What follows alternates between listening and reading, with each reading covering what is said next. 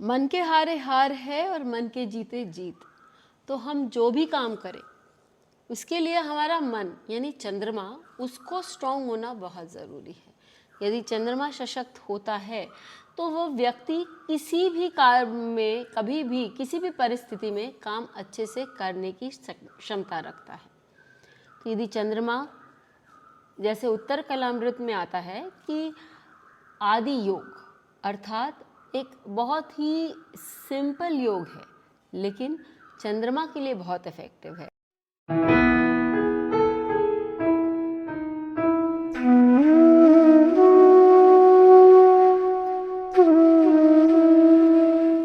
मैंने ये देखा है कि यदि लाइफ में किसी के चार्ट में ऐसा ये योग आता है तो ये लोग जीवन में बहुत ऊंचे स्थान पर पहुंचने की क्षमता रखते हैं या इन्फ्लुएंसर्स जिसे हम आज की दुनिया में कह सकते हैं। क्यों? क्योंकि चंद्रमा मासेस को भी रिप्रेजेंट करता है तो वो आज के लिए संदर्भ में इन्फ्लुएंसर्स हो सकते हैं। अब ये योग क्या है? तो यदि हम देखें चंद्रमा से 6, 7 और 8वां भाव, आप ये बोलेंगे कि 6 और 8 तो अच्छा नहीं होता, तो चंद्रमा से ऐसा क्यों?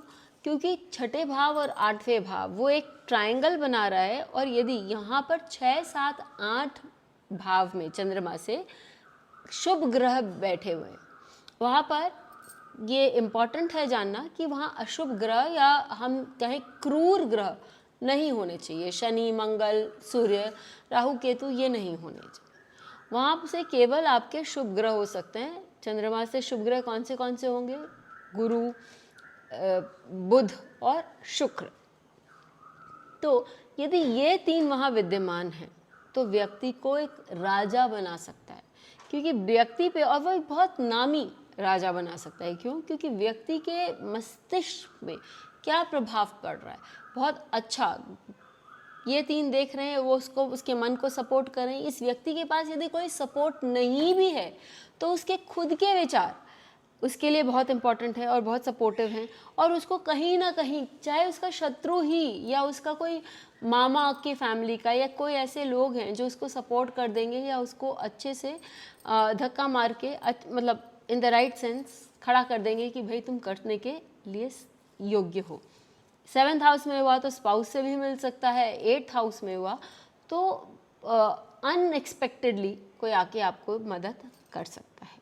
इस प्रकार उत्तर कलामृत में चैप्टर 4 में ये योग आता है कि भाई चंद्रमा से 6, 7, 8 इन स्थानों में यदि कोई भी शुभ ग्रह हो तो वो आदि योग बनाते हैं। अब सुकृति ने ये भी लिखा है, वहीं पी.एस. शास्त्री जी ने अपना भी रिसर्च किया और उन्होंने किसी एक और फेमस एस्ट्रोलॉजर उनका भी बताया, यदि यहाँ पर 6, 7, 8 इन भावों में किसी कोई एक में भी यदि कोई शुभ ग्रह हो और वहाँ पर कोई भी क्रूर ग्रह की दृष्टि या कोई प्रभाव न हो तो व्यक्ति एक लीडर बनने की क्षमता रखता है। एक से अधिक हो तो व्यक्ति समाज में फिर भी बहुत स्ट्रांग पोजीशन पे आता है।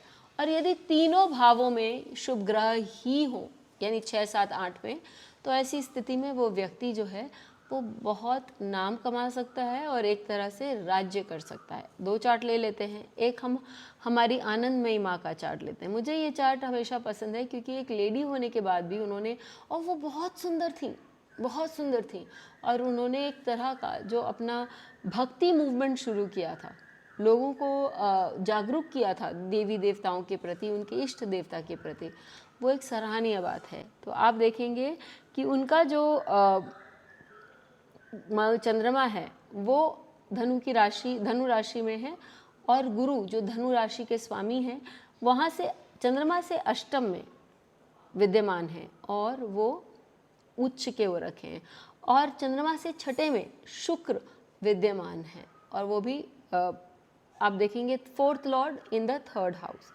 तो यहाँ 2 शुभ ग्रहों का उनको सपोर्ट मिल रहा है, उन पर कोई भी प्रॉब्लमेटिक या क्रूर ग्रहों की दृष्टि नहीं है, जिसके कारण आनंदमयी माँ के बारे में आप पढ़िए और आप देखिए कि उन्होंने कितना बड़ा भक्ति मूवमेंट एक स्टार्ट किया था। चंद्रमा उनको लोगों से जोड़ रहा है, उनको एक भक्ति भाव भी दे रहा है, क्योंकि चंद्रमा का डिस्पोजिटर ही उच्च का हो रखा है। आजकल के जो हमारे इन्फ्लुएंसर्स होते हैं, जो कार्दाशियन फैमिली है, उनमें से एक जन है कोर्टनी कार्दाशियन। तो यहाँ हम ये देख रहे हैं कि उनका जो चंद्रमा है वो गुरु की राशि धनु में बैठी हुई है, और गुरु जो है वो चंद्रमा से अष्टम में बैठे हुए, 6, 7, 8 मैंने आपको बोला, लेकिन मैंने आपको ये भी बोला कि खाली 6 या 7 या 8 में भी होगा और चंद्रमा को सपोर्ट कर रहा होगा, तो ऐसी स्थिति में वो व्यक्ति एक लीडर बन सकता है। और हम जानते ही हैं कि कार्दाशियन पूरा फैमिली जो है वो इन्फ्लुएंसर्स, बहुत बड़े इन्फ्लुएंसर्स माने जाते हैं वेस्टर्न वर्ल्ड में। तो वो आपको इन्फ्लुएंसर भी बना सकता है और आपको भक्ति की तरफ भी ले जा सकता है, या किसी भी तरह से आपको वेल नोन बना सकता है, और आपके माइंड को बहुत अच्छा बनाने की भी ये क्षमता रखता है। फिर मिलेंगे, तब तक के लिए धन्यवाद। लेकिन ज़रूर बताइए कि आपके या आपके किसी जानने वाले के चार्ट में ये है क्या, और उनकी वो किस तरह से सहायता कर रहा है। अंत तक बने रहने के लिए धन्यवाद। बेल आइकन को दबाएं ताकि आपको वीडियोस की अपडेट मिलती रहे। हमारे वीडियोस को लाइक करें, शेयर करें, उन पर कमेंट करें और हमारे चैनल को सब्सक्राइब करना न भूलें।